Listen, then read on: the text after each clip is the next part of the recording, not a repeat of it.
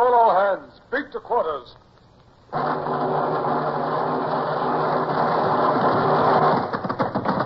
out the guns. Stand by the starboard battery. One broadside into it, if you please, Captain Bush. Pointers on target. Linstocks ready. Aye, aye, sir. Ready. Fire!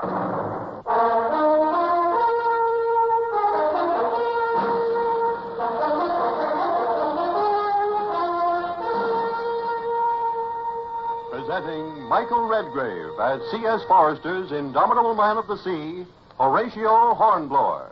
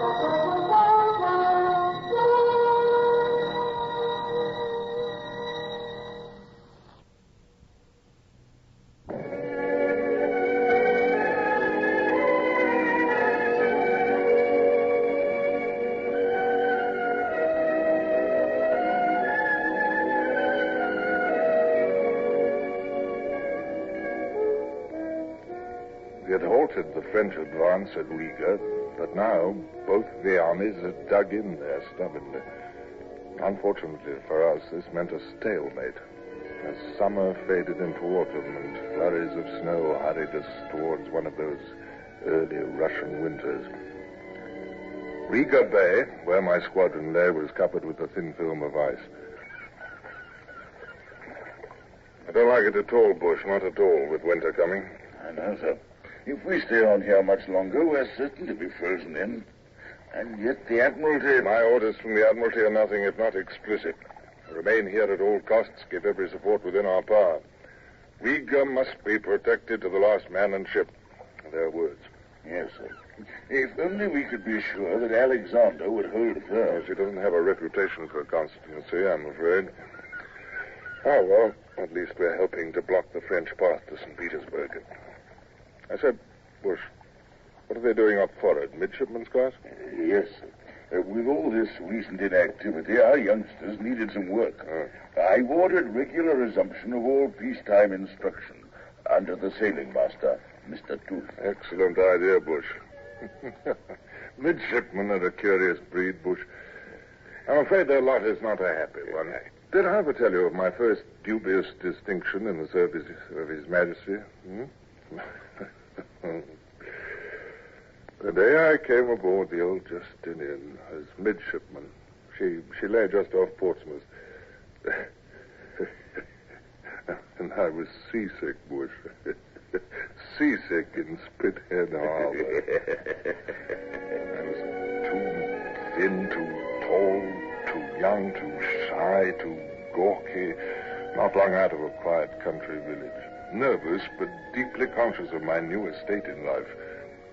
Poor old Keene captained the Justinian. Already a sick man, very, very morose. Yet he was not unkind that day when I reported to his cabin, rather shakily. Mr. Hornblower, I'm glad to welcome you on board my ship. Yes, sir. That is, aye, aye, sir. Your age is, let me see, 17. Is that correct? Yes, sir. Birthday, July 4th, 1776. I'd been 6 years as lieutenant before you were born, Hornblower. Yes, sir. Doctor's son, eh? How far did your education go? I studied Greek at school, sir. I read Cicero, too. Better if you could foresee a squall in time to get the topgallants in. We've no use for ablative absolutes in the Navy. Yes, sir. I mean, no, sir. Did you bring your dunnage aboard with you? My sea chest, sir? Oh, yes, sir. It's at the entry port. Good. I'll get a boy to show you down to the midshipman's quarters. Well, obey orders, Hornblower. Learn your duties, and no harm can come to you. That will do. Thank you, sir. Despite the captain's words, though, Bush, harm began to come to me almost at once. I was led down ladder after ladder into the twilight of the 'tween decks and came at last to an especially gloomy recess. There, half a dozen shirt-sleeved young men, all a good deal older than myself, sat around a table, lighted faintly by a candle, and I entered rather hesitantly. Well, who's this? Who's this? Can it be our ranks are swelling? Simpson, look at him. Look. He's positively green. No, I'm quite all right. It's just... Well, that shore boat did toss quite a bit on the way out now. Do you know what it is, Simpson? I do believe he's seasick. What'll they send us next, Simpson? Seasick in Spithead? Oh, we're still at anchor, Sonny. Did you know it? Seasick in Spithead.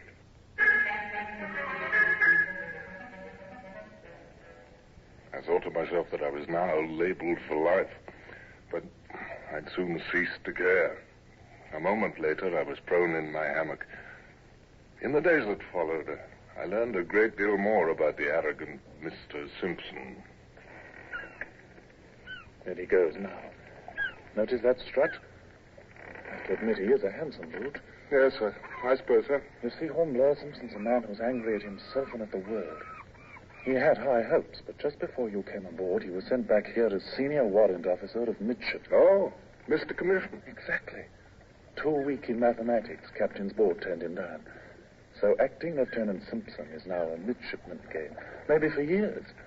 And Simpson must be 35 at least. I understand him better now. Makes you, well, almost sorry for him, doesn't it?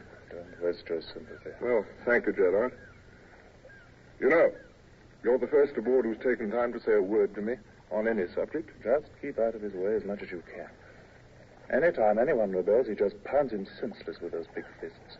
He even made a good prize fighter. It's always the other who has the black eye and gets a captain's mast for fighting. All of us hate the man, Hornblower, and that's an understatement. All of them did hate Simpson, yes. And some of them even showed it.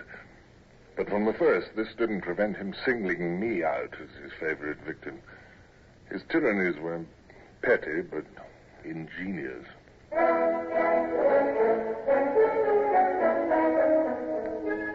Mr. Hornblower, don't put on your coat. You haven't finished here. But you said that... I said swab down our berth deck. You call that a clean deck? Oh, Mr. Simpson, if you hadn't just tracked... Back on your hands and knees, Hornblower. Put some gristle into it. You've got any? That's better. Haven't forgotten how to give you a beating yesterday, have you?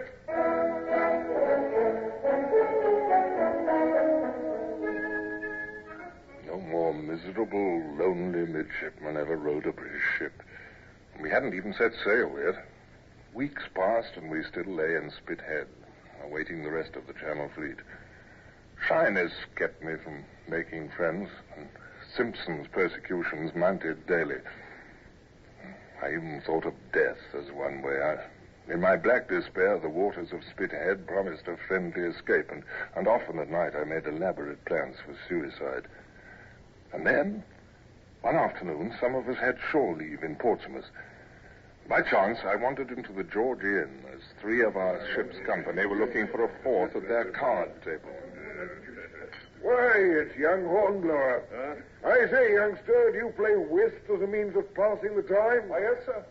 Lieutenant Masters, yes, I do. Ah, you're just the man we want, then.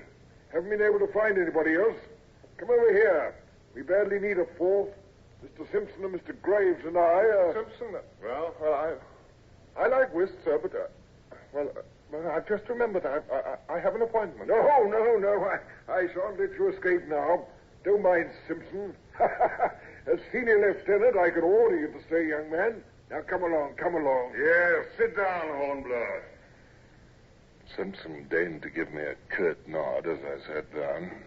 He and Graves had been drinking wine. Their faces were quite flushed. Now, it happened that I did like whist. For years, I'd made a fourth at home, and I even had a kind of passion for it. Excellent, excellent. Now we can cut for places and partners. Simpson and Graves against you and me, Hornblower. Shilling a trick of stakes, is that too steep, gentlemen? As you wish, Lieutenant. I like any sort of gambling. Good, good. Your deal, Mr. Graves. Let us be at it. It soon appeared that Simpson was a very poor whist player. Those shaky mathematics, possibly. On the other hand, I was, rather experienced. Masters and I took the first game and the second, and Simpson grew more and more sullen and angry. And then came the end of the third game. The rest are mine. What do you mean? I got the king of hearts still in my hand? 5 tricks, game and rubber. But then I'll take the... Oh. All right, Hornblower. You know too much about this game, my cocky friend. Now the backs of the cards as well as the fronts, don't you? Simpson was muddled. I'm quite sure he spoke without intention, but suddenly a plan occurred to me in stark outline. His life or mine. Perhaps it was my only escape from an intolerable existence. That's a very insulting remark, Mr. Simpson. Huh? I shall have to ask satisfaction, I'm afraid. Satisfaction? Now, see here, Hornblower, you can't be... Now, look, dueling's a serious business. I'm sure Mr. Simpson will explain that he was merely joking. I've been accused of cheating at cards, Mr. Masters. That's a hard thing to explain away. Mr. Hornblower, I must insist. Now, come. The wine was in and the wit was out. Let's forget this. Oh, with pleasure, sir, if Mr. Simpson will apologize at once and admit that he spoke in a manner most ungentlemanly. Apologize to you, you little whippersnapper? To you? Oh, I'll see you roasted by the devil first. That does it, gentlemen. Go!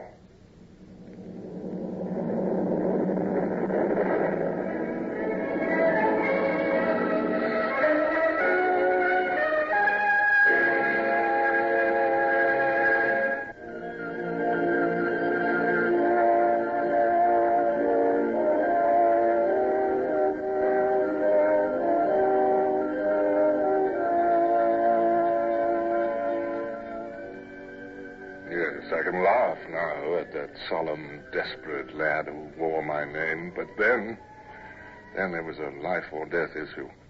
Listen to me. You're only half his age. You're hardly more than a boy. Are you determined to press this murderous business? Yes, sir. But why? I weighed the pros and cons, sir. Well, I'll be frank. Simpson has the advantage physically. And these conditions are the only ones that give me an even chance. Mathematically, one shot from each of us is better. All right, I understand. Well, since you won't call it off, you'd better know. The captain's ordered me to attend the duel in person. Mr. Hepplewhite, the surgeon, will also attend. Aye, sir. Very well. The place selected is the small heath north of Portsmouth. The hour at dawn tomorrow. The two parties will go separately, of course. Mathematically, I trust you've made the right decision, Mr. Hornblower. I hope you'll get some sleep tonight. Good luck. Only 1 yard between. That means no distance is to be faced off. Will you stand here, Mr. Simpson? Mr. Hornblower, here. You're almost breast to breast, gentlemen. For the last time, can you not be reconciled? Well, then, so be it. We haven't settled who's to give the word. Let Mr. Masters give it, Graves. Why not? Very well.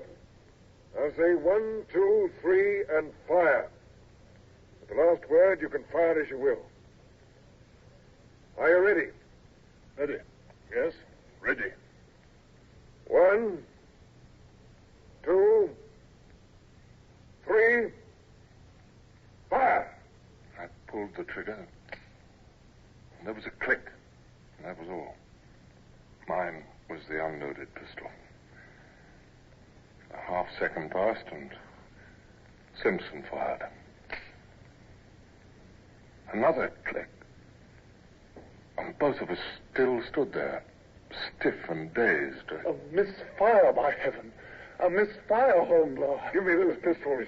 The loaded one might still be hanging fire. Which was the loaded one? That's better not to know. I'm shuffling them. But, sir, why not a second shot? There will be no second shot, Mr. Gerard.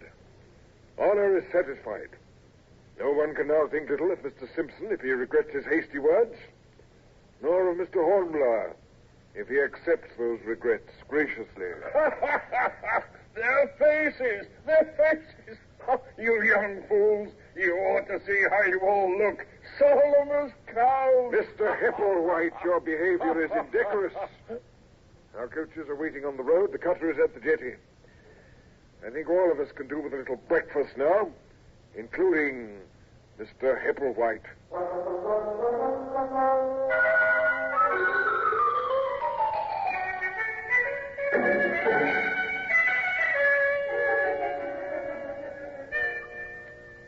That should have ended the affair, of course, but aboard the Justinian there were whispers that circulated forward and aft. And at last I decided permission to speak privately with Captain Keene. I was so hurt and so angry, I behaved rather clownishly, I'm afraid. Sir? Now, keep your head, young man. I can guess what you're going to say to me. Look, those pistols in the duel were not loaded, neither of them. Hepplewhite blabbed, I suppose. Am I to understand that it was by your orders, sir? That is correct. I gave those orders to Mr. Masters. Sir, it was an unwarrantable liberty, sir. Possibly it was, but I saved a life for the King's service, a young life. Both you and Simpson have had your courage amply proved, and no one's harmed. You've touched my personal honor, sir. Do I understand that you are now issuing me a challenge? What? Let me remind you, Mr. Hornblower, of one useful regulation of the Navy. No junior officer may challenge his superior to a duel. Indeed, it is a court-martial offense. Well, yes, I know, sir. Now, here is some gratuitous advice. You have fought one duel with honor. That is good. Never fight another. Some men acquire a taste for dueling. They're never good officers. It seems to become a habit to occupy the center of the stage. I understand, sir. There's another matter I wanted to take up with you, Mr. Hornblower. Captain Pellew of the frigate Indefatigable has room for another midshipman. Perhaps you haven't been too happy here, and Pellew is partial to a game of whist. Has no good fourth on board his ship, in fact. He and I have agreed to consider favorably your application for a transfer if you should care to make it. A frigate, sir? Why, that would be... Why, anybody'd jump at the chance of... Oh. Well, what were you about to say? Is it settled, then? It's very good of you, sir. I don't know how to thank you, but you accepted me as a midshipman, sir, and of course I shall remain with you. I appreciate your saying that. I know the heartburning it entails. But I think I'm going to insist on your accepting Pellew's offer. This ship is not the place for you. This ship with her ailing, outworn captain. Oh, sir, please. Don't interrupt me. I have the good of the service in mind, Mr. Hornblower, when I suggest you go. And it might be less disturbing for us if you did.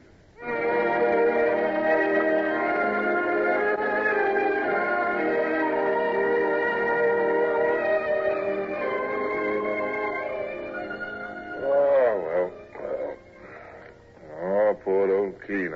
I never saw him again. He's been dead a long time now, Bush. I've often thought of him, though, when I became a captain and learned of all those extra burdens that go with a command. Yes. Well, at least we've passed a little while away from a Russian winter. And we've still got Riga to defend in the morning.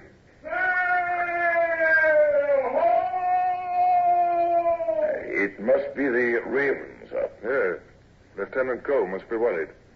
Now, kindly make the proper signal, if you please, Captain Bush. Commodore on board. All is well.